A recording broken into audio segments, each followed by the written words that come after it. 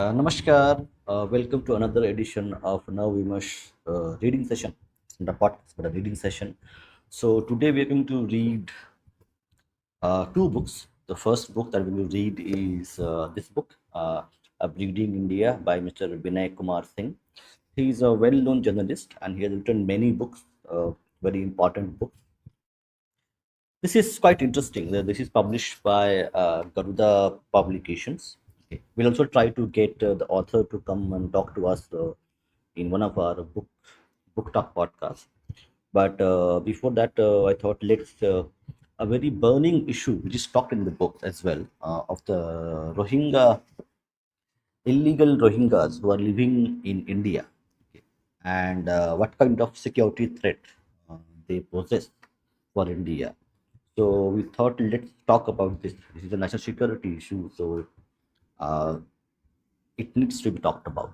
And also, we also and with the Rohingya illegal immigration, you also have a issue of illegal voters, uneligible voters who are Bangladeshis and Rohingyas who are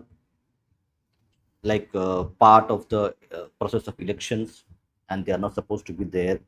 So you also know that there is a court case going on between West Bengal government and the union government on the issue of SIR, where the election commission is also a party to it. So we have a lot to talk about today. So anyway, let's just start the discussion. So we got delayed because actually we were preparing two presentations with the help of AI to actually give you what is happening now.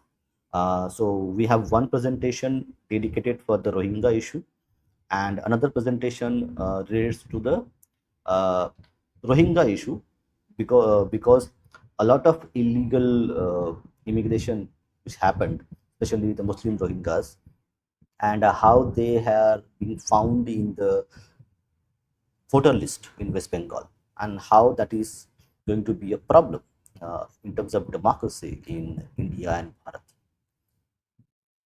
So yes, so with that, let's just start the presentation. Okay. First of all, let's start the presentation on the issue of SIRs, which is happening. Let me see if I can get the. This is, okay, let me start the presentation, and also do let me know if you can hear my audio. If you're able to hear the audio, it's fine, or I will check it.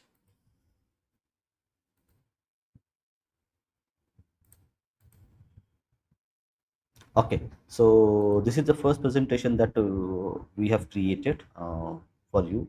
So actually, because in the now national news, we have. Let me see if I can. Yeah, that should be good enough. So let me increase the font a little bit. I think.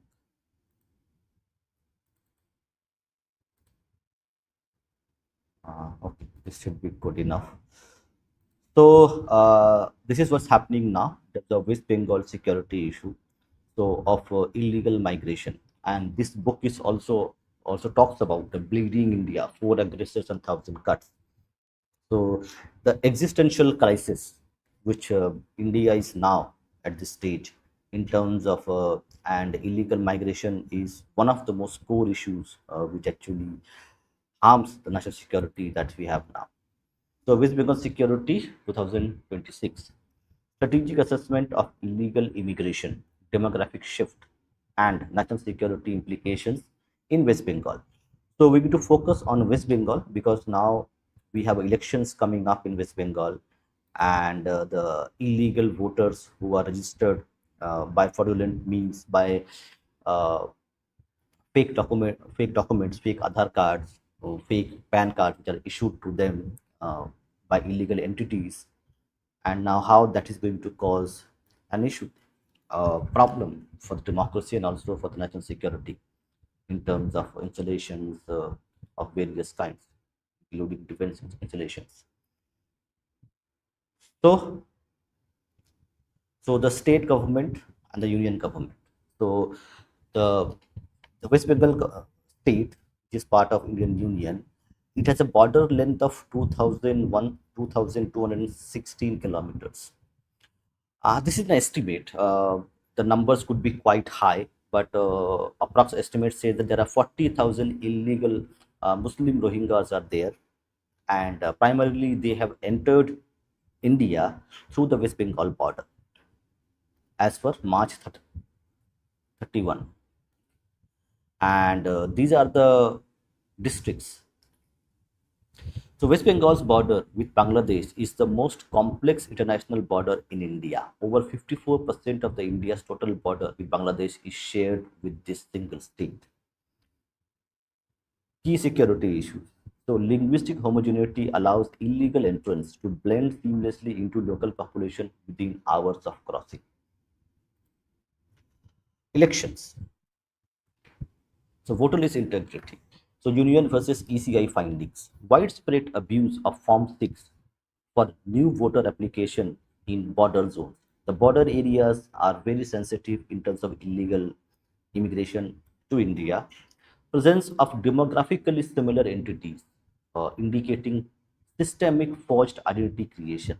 So we have known from a lot of news reports, government agencies reporting, a lot of security agencies also reported that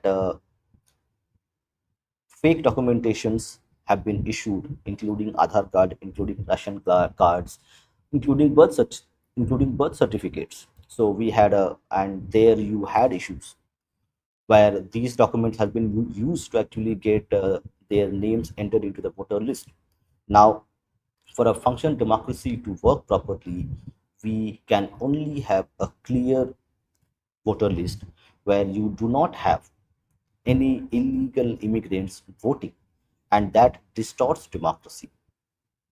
Failure of local panchayats. This has also been reported quite heavily that in the border district, specifically in West Bengal, failure of local panchayats to verify residency status before issuing birth and domicile certificates is also being an issue right now. Argues that the ECI is being used to disenfranchise genuine linguistic and religious minorities. Now, these have been these, and the claim that Aadhaar card deletion is based on the tool of political intimidation. Now, these are the arguments of the state, but as we have seen, the Supreme Court has actually deployed its own judicial officers to actually make sure that this doesn't happen. But this does not negate that there are 40,000 illegal Rohingyas who have been given identity cards, identity documents by the panchayats and other local bodies, and they are all under West Bengal government. So, the state government, West Bengal government cannot negate their responsibility, culpability in this issue of illegal migrants. Border fencing is another major issue that is cause of national security, because a lot of terrorists, specifically Islamic terrorist groups, who are infiltrating and committing, and we have seen recently Bangladeshi people in New Delhi, Bangladeshi illegal Muslim immigrants were caught in New Delhi conspiring to terrorist acts, and almost as per the union government, also the agencies which are investigating, all these documents have been issued in West Bengal. So, and a porous border is a very major concern on this. So, and the union government has actually sought land from the West Bengal government, which was never given, to actually strengthen and fortify the border between Bangladesh and West Bengal, by which the maximum number of these Rohingya Muslim immigrants have entered illegally in India. So land acquisition, if you can see here, 74%, and this is a state government's responsibility, which they have not done yet. So you can see there are two things. One, you have a Sundarban Delta, which is a complex mangrove network, makes physical fencing impossible, but still There has to be border outposts which needs to monitor that thing, and also the Malda Ganges gap. Seasonal river shift change the actual border line, allowing infiltrators to drift across during monsoon.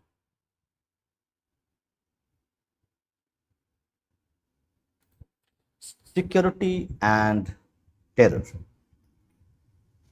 So let's see here. National security warning. Intelligence reports suggest that radicalized elements from the Rohingya community are being targeted by AQIS and JMB for recruitment. So we're going to talk about this in the book reading as well, and also in one more presentation we have for you, that we will be sharing it at the end of the reading session, to just to give you a gist what's happening in terms of illegal migration and Rohingyas.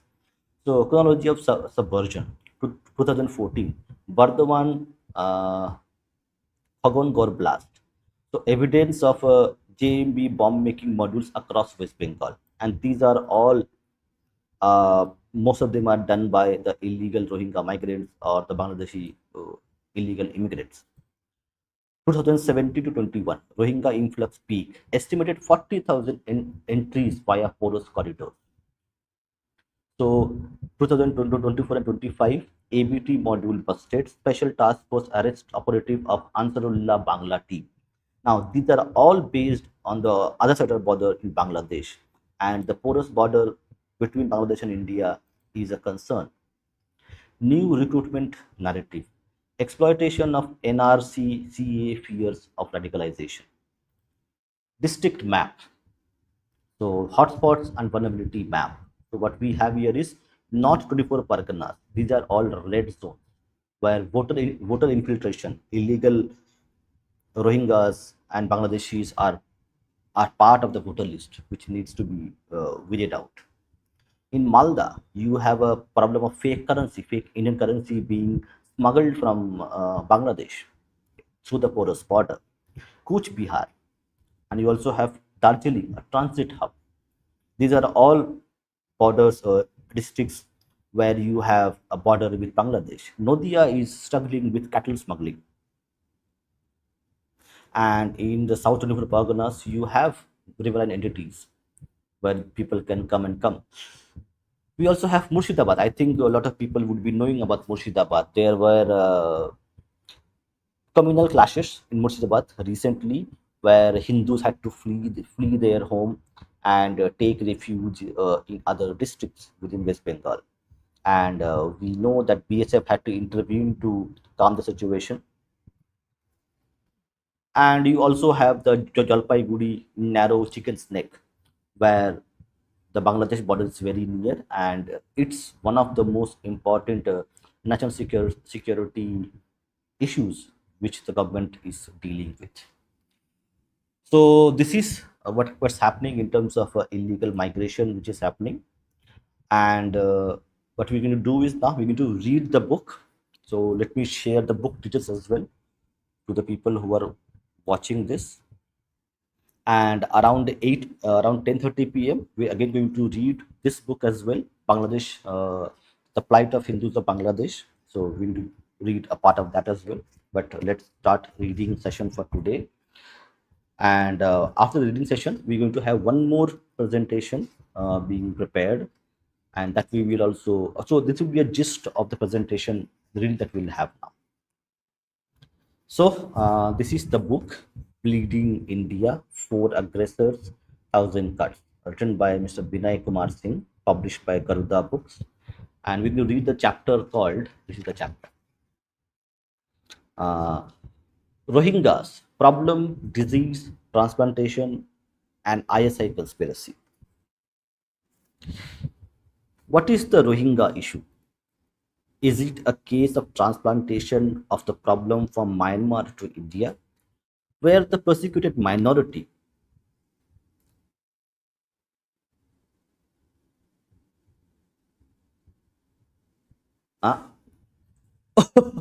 oh, actually, I had the puja done.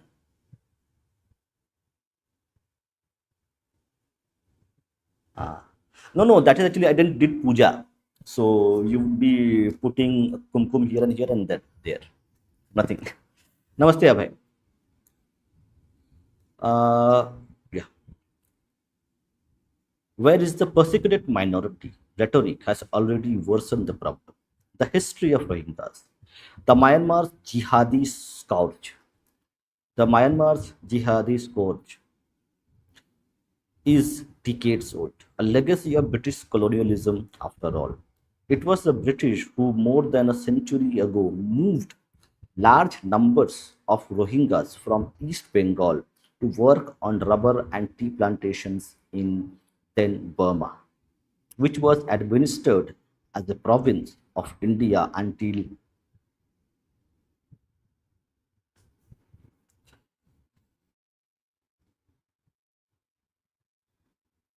tea plantations and then Burma, which was administered as a province of India until 1937.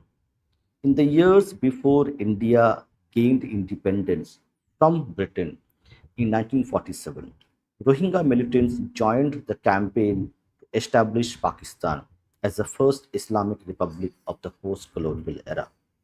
When the British, who had mastered the art of divide and rule, decided to establish two separate flanks of Pakistan on either side of India, the Rohingyas launched a campaign to drive out Buddhists from. Now, this is the history of Rohingyas. Correct. Rohingyas are primarily Muslims, but people who do not know, within Rohingya community, the ethnic group Rohingyas, there is also a Hindu minority within the Rohingyas. But in general, the Rohingyas are primarily, majoritarily Muslim Rohingyas.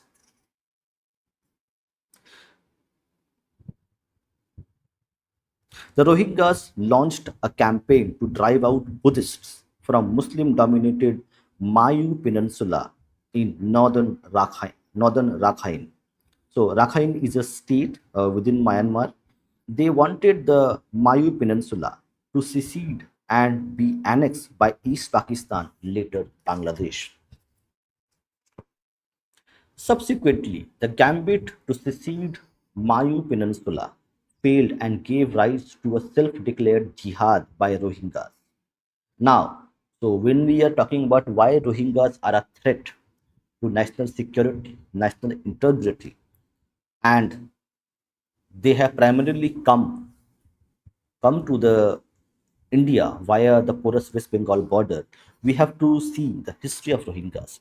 The Rohingya Muslims were the primary who were actually trying to secede from Myanmar and join Bangladesh, as Bangladesh and East Pakistan was a Muslim majority state, and they wanted to actually join Bangladesh or East Pakistan as it was there,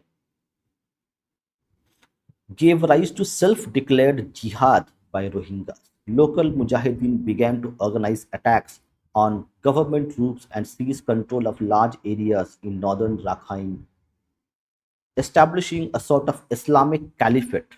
Now, why Rohingyas are a threat? Because of their history. So they were one of the first establishing a sort of Islamic caliphate. However, just after months of gaining independence in 1948, martial law was declared in Myanmar and government forces regained control of the lost territories by early 1950s. Rohingya Islamist militancy continued to thrive, with Mujahideen attacks occurring intermittently. In 2012, fierce clashes broke out between Rohingyas and the ethnic Rakhines, who feared becoming a minority in their home state. The rape and murder of young Buddhist women sparked a chain of events. The sectarian violence that followed aided the Rohingya militancy to mushroom into a full blown insurgency, with rebels launching guerrilla attacks on security forces.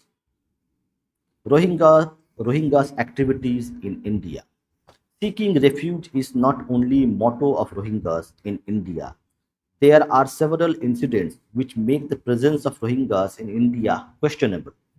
According to arrested Simi and Indian Mujahideen terrorist Umar Siddiq and Haider Ali, the terror attack on Mahabodhi temple in Bodh Gaya on July 7, 2013 was directed at international Buddhist tourists to avenge the so-called atrocities on Rohingya Muslims in Myanmar. It was the same group that had planned the assassination of Narendra Modi. The, now, very important, if you can see this, why Muslim Rohingyas are a national security threat. This line is very important. It was the same group that had planned the assassination. Who? The Rohingyas. It was the same group which planned the assassination of Narendra Modi, the then Chief Minister of Gujarat, at a rally in Gandhi Maidan, Patna, on October 27, 2013. Six persons died and around 100 others were injured in the incident. It was a rally attended by lakhs, and even if terrorists had managed to create stampede-like situation, many more lives could have been lost.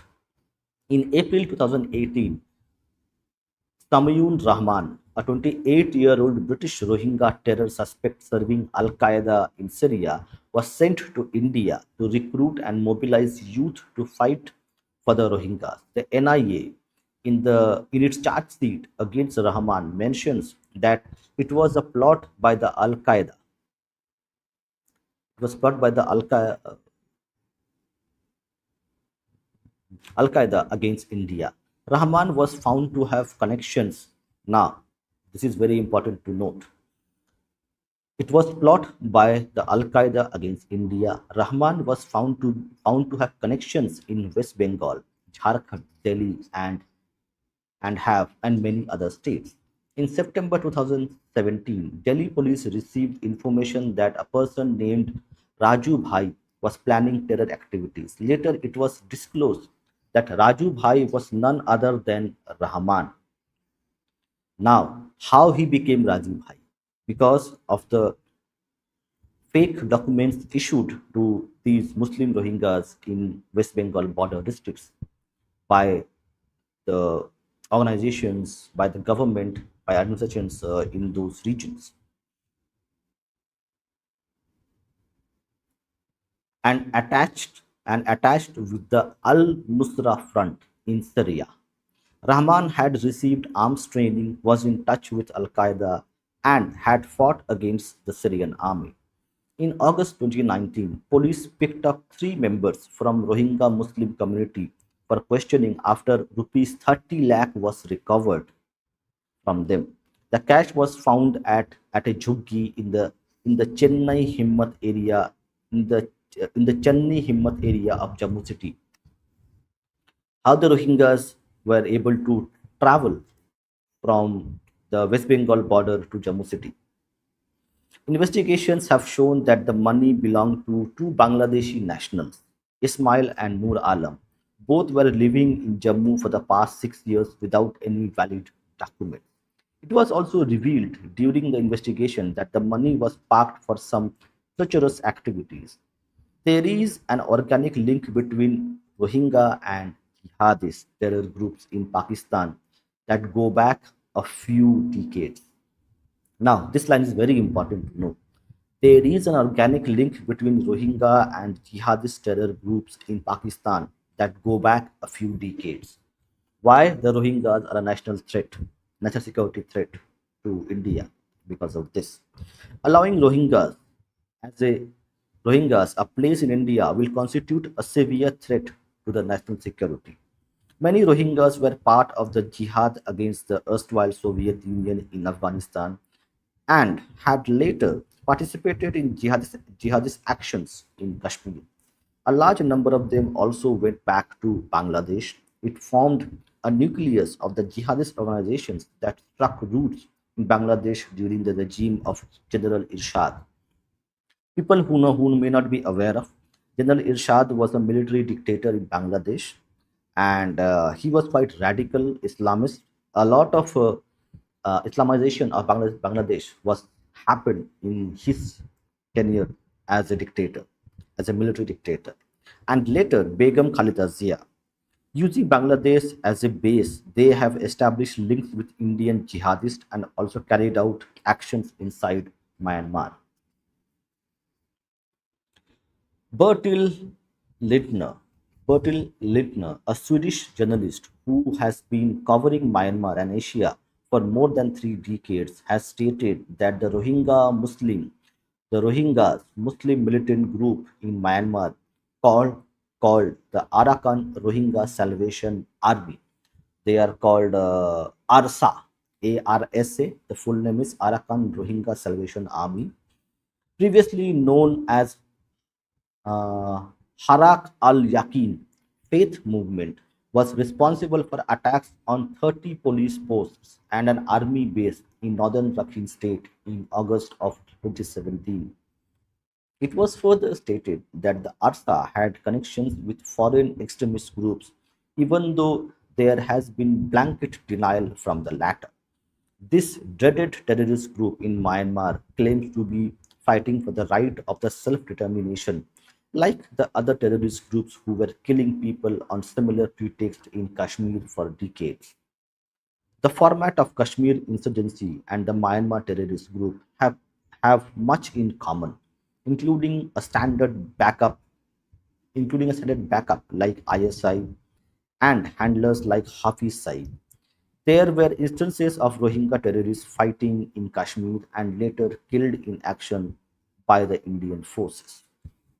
The ARSA had claimed its attack were part of a campaign to achieve fundamental human rights for self-identifying Rohingya Muslims living in Rakhine state.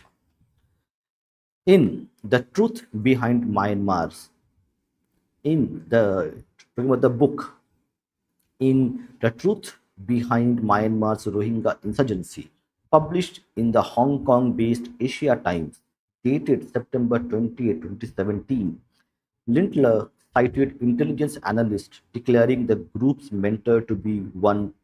Okay, so Rohingyas in Karachi, Pakistan, cited intelligence analysts declaring group's mentor to be one Karachi-based Abdul uh, Abdus Kadus Burmi, a Pakistani Rohingya descendant. He has appeared in videos that were broadcast on social media calling for jihad in Myanmar. According to Lindner's article, Abdus Qaddus has well-documented links to Lashkar-e-Toiba, or the Army of the Righteous, one of South Asia's largest Islamic terrorist organizations that operate out of Pakistan. The group was founded in 1987 in Afghanistan with funding from now deceased Al Qaeda founder Osama bin Laden. Abdus Qaddus has even appeared in meetings with Lashkar-e-Toiba Supremo Hafiz Muhammad Saeed. The article describes the group's leader as Ataullah Amar Jun- uh, Ataullah Abu Amar Junjuni, also known as Hafiz Tohar, as having been born in Karachi and having received madrasa education in Saudi Arabia. Lintner highlights Arsa's second-ranking leader, a shadowy man known only as Shari, who comes from Chittagong in southern Bangladesh and does not appear in any of the group's propaganda videos. He reportedly speaks with an Urdu language accent, the official language of Pakistan. Security analysts note 150 foreigners in the Arsa ranks. Okay, interesting. According to Asia Times story, there are angry and desperate young men. Most of them are from Bangladesh. 8 to 10 come from Pakistan, with smaller groups from Indonesia, Malaysia, and southern Thailand. Two are reportedly Two are reportedly from Uzbekistan.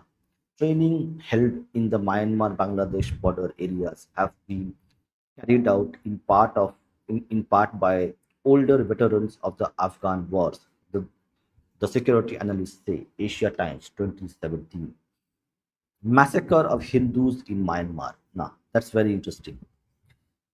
In a report published by Amnesty International in January 2020, it mentions a brutal massacre by the ARSA, the Rohingya terrorist group, of around 100 Hindus in Myanmar's Rakhine state in 2017. The report provides first hand accounts of the survivors from a Hindu village called Ah Na Kha, Ah Now Khao Mang Sek. On August 25, 2017, at around 8 a.m., armed men dressed in black and local Rohingya dressed in black and local Rohingya villages in plain clothes rounded up dozens of Hindu women, men, and children in the village. They robbed, bound, and blindfolded them before marching them to the outskirts of the town, where they separated men from women and young children. A few hours later, Arsa fighters executed 53 Hindu villagers, starting with the men. 8 Hindu women and 8 of the children were spared after Arsa fighters forced them to convert to Islam and flee with the militants to Bangladesh. So this is your Rohingyas and what they have done to Hindus in Myanmar. Rajkumari, an 18-year-old girl who survived the massacre, says, "They slaughtered the men. We were told not to look at them. They had knives. They also had some spades and iron rods. We hid ourselves in the shrubs there and were able to see a little.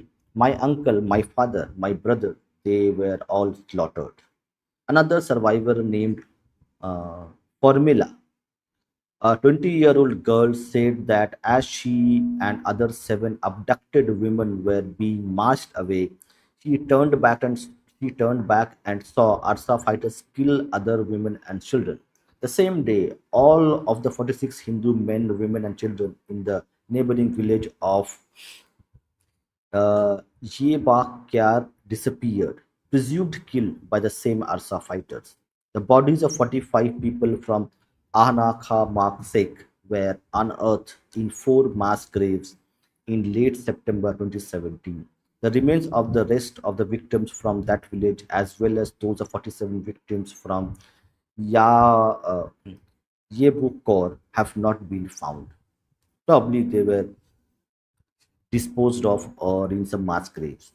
On August 26, 2017, ARSA members killed 6 more Hindus, including 3 children, and injured another woman on the outskirts of Muangdao town near Mayothu village. Kormorla, a 25-year-old girl who survived the attack while her husband and 5-year-old daughter were both killed, says, "The people who shot us were dressed in black. I couldn't see their faces, only their eyes. They had long guns and swords. My husband was shot next to me.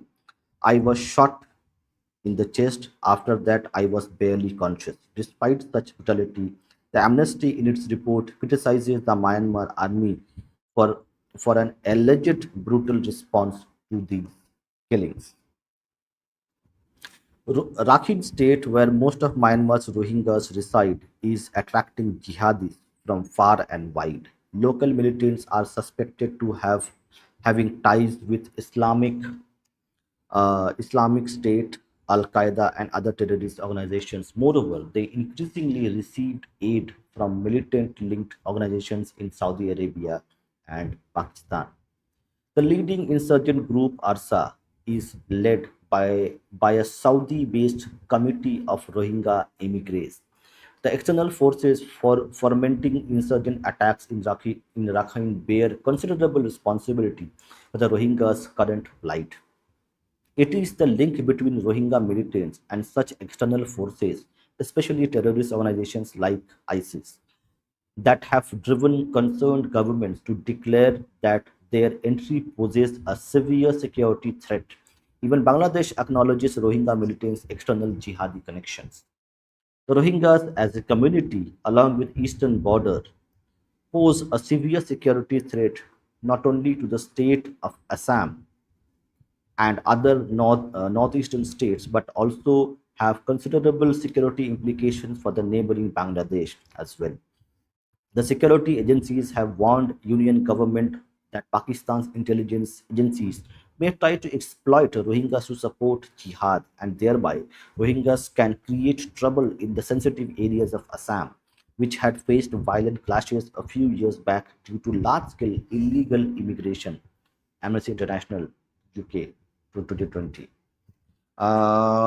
This is the picture. Let me, if I can show it to you. So this is the picture of the one of the Rohingya leaders, which is there in the book itself.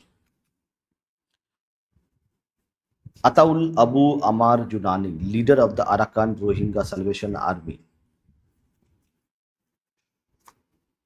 Reports published in the Economic Times by Dipanjan Roy Chaudhary, dated 12th July 2018, provides a clear picture of direct lineage and linkage of the Rohingya terror outfits with Pakistan-based ISI and other terror groups.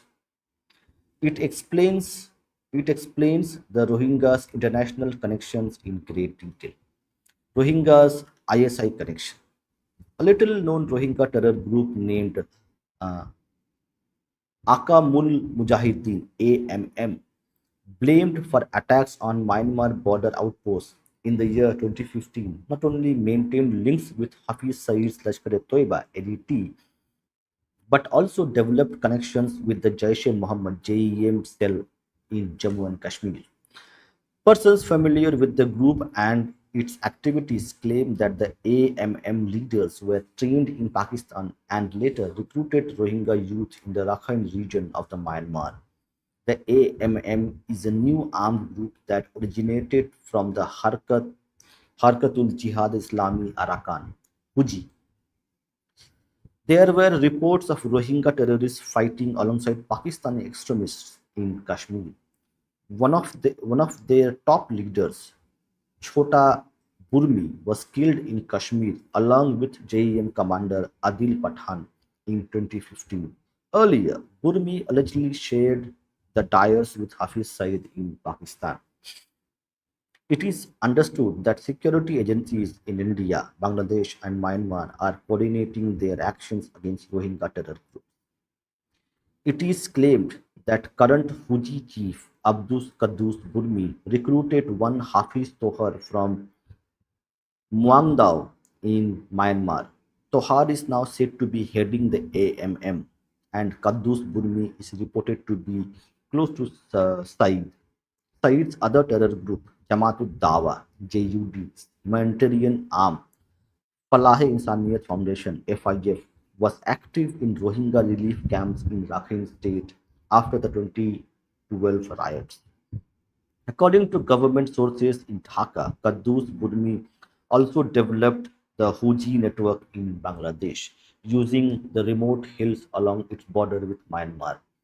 It may be recalled that JUD launched the Faye Musalmane Arakan Conference in Pakistan to highlight the Rohingya cause in 2012.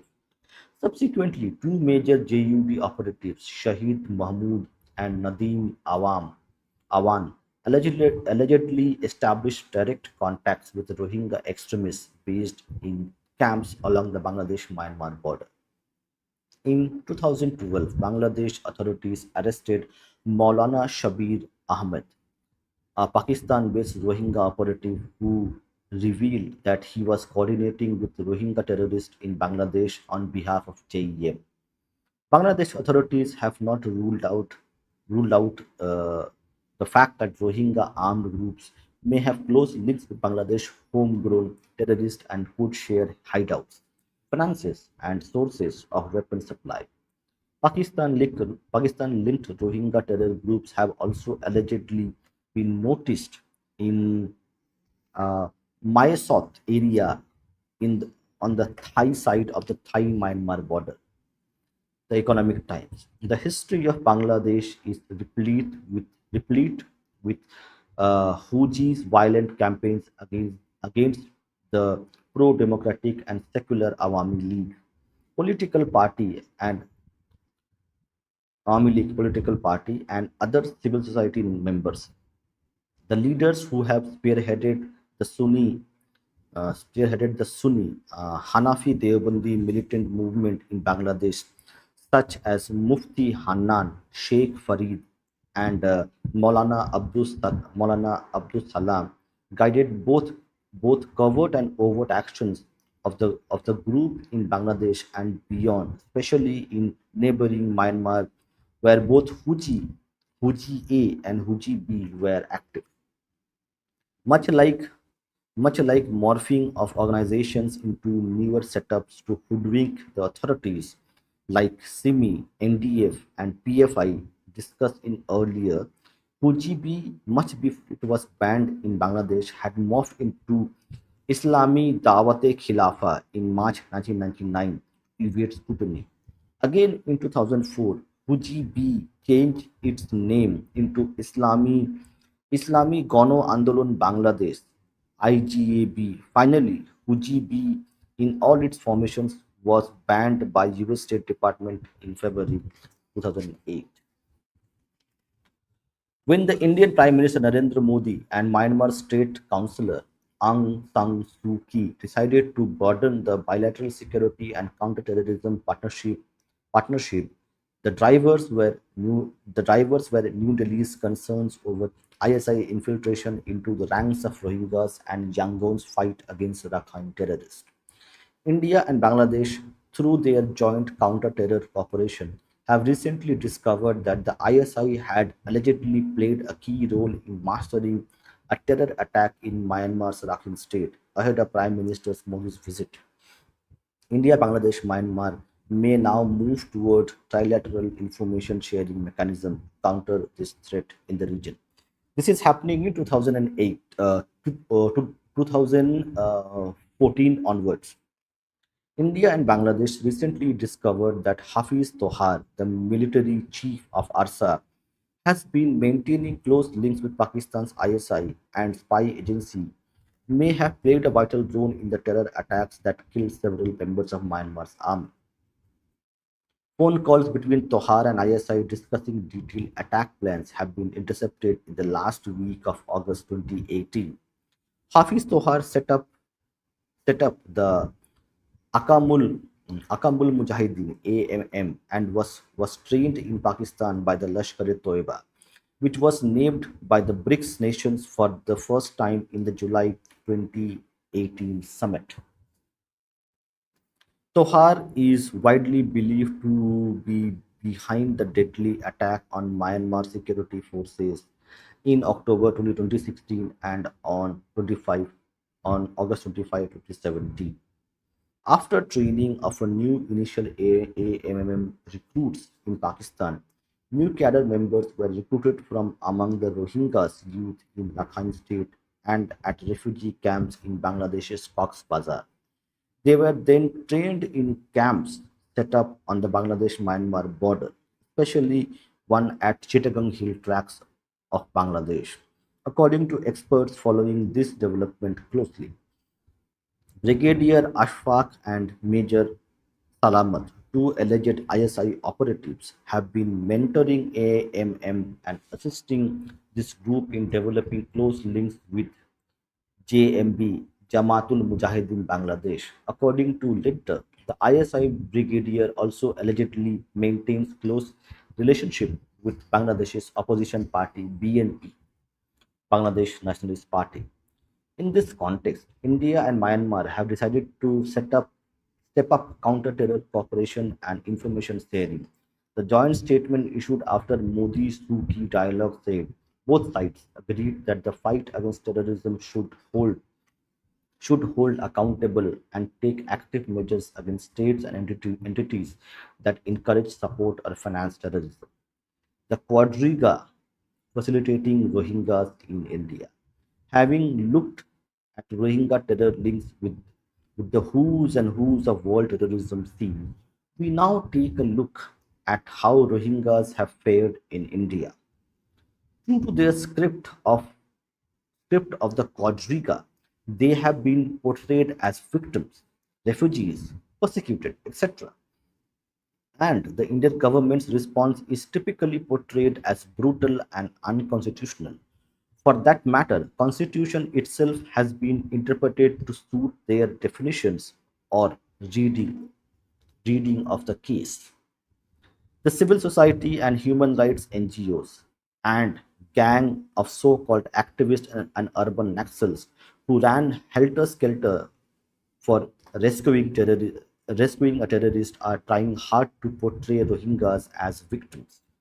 The Quadriga gang propagated propagated the propagated that the deportation of Rohingyas from India is a contrary to the constitutional protection provided in Article 14, 21, and 51C of the Constitution of India, which provided equal rights and liberty to every person, and they claim this would also be in contradiction with the principles of uh, refoulement non-refoulement, which prohibits the deportation of refugees to a country where they face a threat to their life, which has been widely recognized as a principle of customary international law. Further, the argument goes that India has ratified and is a signatory of various conventions that underline the principles of non-refoulement. In reality, the facts prove these premises and arguments wrong and baseless. The first premise is that around 40,000 Rohingyas or more have taken refuge in India. This is patently false, and because none of them have entered Indian territory by law. Now, this is very important. The first premise is that around 40,000 Rohingyas or more have taken refuge in India. This is patently false because none of them have entered the Indian territory by law. Every single one of them has entered clandestinely, dodging the eyes of the law, and are now seeking equity. They have entered India through human trafficking networks that operate in tandem with all the force inimical to country. It emanates as a conspiracy at the highest levels. In 2016, the UNHRC, United Nations High Commission for Refugees in India, granted refugee I cards to Rohingyas. The Quadriga tries to convince that the identity cards do not in any manner supersede Indian laws. Many activists, journalists, and lawyers who are part of this Quadriga gang supporting permanent stay of the Rohingyas in India hold these illegal UNHRC refugees I cards for validating their legality. Whereas the reality is that no foreign agency is entitled to issue any kind of document or I card related to citizenship or refugee status in India. It is outrageous that on Indian soil, it is not the Indian government but an outside agency that is seeking to determine the status of illegal immigrants. Sovereignty, sovereignty to this extent has never been ceded by India so as to empower any outside agency to determine who our refugees are and who are not. The sole discretion lies with the central government. Parliament has not enacted any law about refugees from Myanmar. The argument that deportation would also be in contradiction with the principle of non-refoulement, a widely recognized principle of customary international law, is also absolutely wrong, as the policy of non-refoulement is not part of customary international law. The argument that India has ratified and is a signatory to various conventions that recognize the principle of non-refoulement is factually incorrect. The principle of non-refoulement is rooted in the 1951 Refugee Conventions that has not been signed or ratified by India. Lord Denning, an English jurist known as People's Judge who died in 1999 at the age of 100, in his book The Due Process of Law, has written an introduction to Part 5, Entrances and Exits, and the opening paragraph of thereof reads as under. In recent times, England has been invaded In recent times, England has been invaded not by enemies nor by friends, but by those who seek England as a heaven, as a haven. In their own countries, there are poverty, disease, and no hope.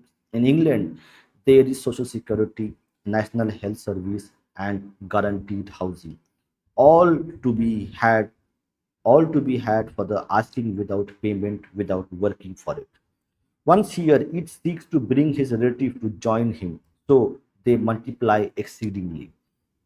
Article 370 of the Constitution, till very recently, imposed many restrictions on non domiciled people from staying in the erstwhile state of Jammu and Kashmir. While the rest of India was not allowed to stay in the state of Jammu and Kashmir, they illegally the illegally immigrated Rohingyas community was permitted to settle near the sensitive Pakistan border. Very interesting. The challenge posed before India by the Rohingya is akin to one posed by invaders. Those who deliberately chose to pay no respect to the authorities or the laws and clandestinely entered Indian soil, that they now seek protection under same Indian constitution is part of the threat and not the solution. It is quite similar to what is happening in European nations. Many of them, like France, Germany, Belgium, and Britain, have witnessed these kinds of entries, where the entrant gets in by and large illegally, has no respect for the authority laws of the new country, while wanting all sorts of protection for themselves. In India, the illegal Bangladeshi Muslim immigrants have posed similar problems. For instance, increasing attacks by refugees have become the order of the day. The fact remains that illegal Rohingyas are not refugees. They must be seen as aggressors, invaders. Further, it should be matter of great concern that they have settled in the most strategic locations of the country like Jammu and Kashmir, Hyderabad and Delhi. And these all had happened states where you had rules ruled by non-BJP states, including in Delhi. Rohingyas and Chakmas are not the same. The Quadriga efforts to liken the Rohingya issue with that of Chakma refugees was, was also ill conceived. The two cases are different and on several counts. While the Chakmas never jeopardized India's relations with any friendly country, Rohingyas do. While Chakmas never ran a terrorist organization, Rohingyas do run ARSA. While the Chakmas were relatively peaceful people, Rohingyas are not. Rohingyas are an indigenous ethnic group belonging to the state of Myanmar, unlike the Chakma refugees who were found to be persons of Indian origin. The lack of any discernible connection to the Union of India on the part of the Rohingyas makes this case completely different from that of the Chakma refugees. The connection of Rohingyas with ISI, facilitation by radical Islamist groups, PFI, and PFI's coordination with communist groups, the the communist cordiality with the Christian missionaries, and overall the backup and the cover up by particular set of journalists and human rights organizations makes it perfect recipe for the Quadriga gang. So this is a chapter on the Rohingyas and how the Rohingya Muslim refugees are a national security threat and they have spread across the country. Now I am going to share one more. Let me see if I can get that.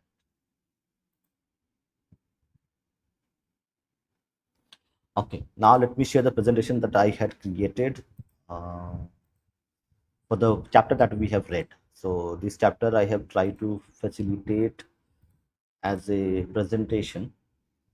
So this is the book Bleeding India, Bleeding India by Thousand Cuts, and the chapter that we have read. So now this is where we start now. Militancy and leadership hierarchy. So rise of ARSA. Correct? We all had talked about ARSA, the Arakan Rohingya Salvation Army, which is a terrorist group. So it is led by Saudi-based committee in Saudi Arabia, and at the helm is Ataul Abu Amr Junjani, also known as Hafiz Tohar. He is in Karachi. So why we say that they are a national security threat? Because the connections of the Rohingyas with the terrorist groups, with ISI, an arch enemy,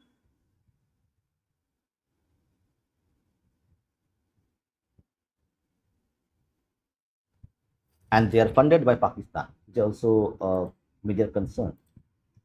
And we also talked about 2017 massacre of Hindus done by the Rohingya Muslims.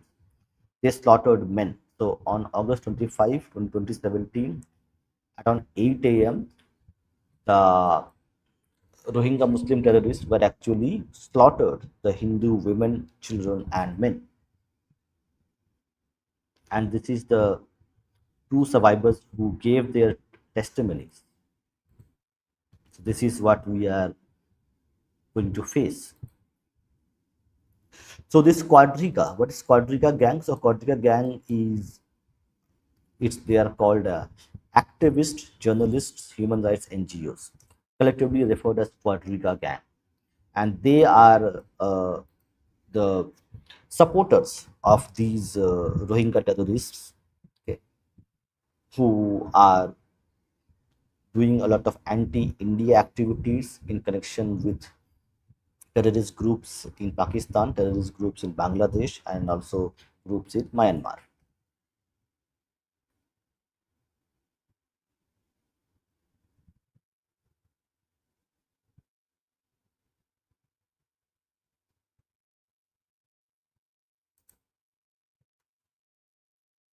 So the legal debate under sovereignty reputation.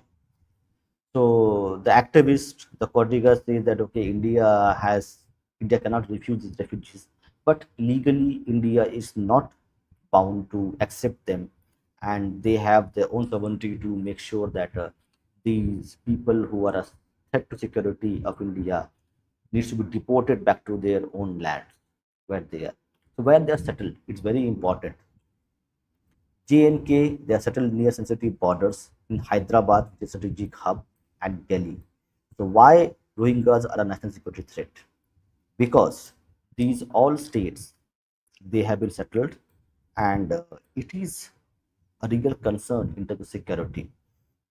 And people who are watching this,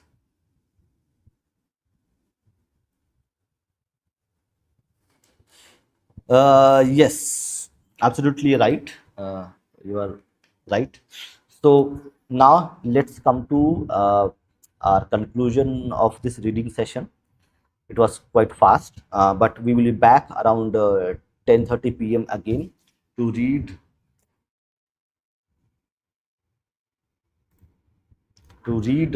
this book, Bangladeshi Hindu Bangladesh. It's going to be a Bengali reading session where we're going to read the massacre of Bengali Hindus in Bangladesh in 2001, where the BNP government was won elections. So we're going to talk about this because there is a connection of massacres which has happened 71 2001 and what will happen in the coming BNP government which is happening there. So we'll read this in Bengali. So do join us around that around 10:30 p.m. in India time for the Bengali session, and we're going to continue our reading sessions. We're also going to cover the West Bengal elections. I'm prepping a few podcasts on that as well. So do join us for our English, Hindi, and Bengali broadcast reading sessions, and the voting is there. So why we read this book? This book we have read because the illegal voter registration is a very important issue for India, for West Bengal, and the future of West Bengal.